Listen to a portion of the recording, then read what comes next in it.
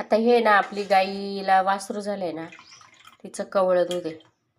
आपण त्याचा ना खरवस बनवतोय आज. थोडंसंच बनवणार आहे.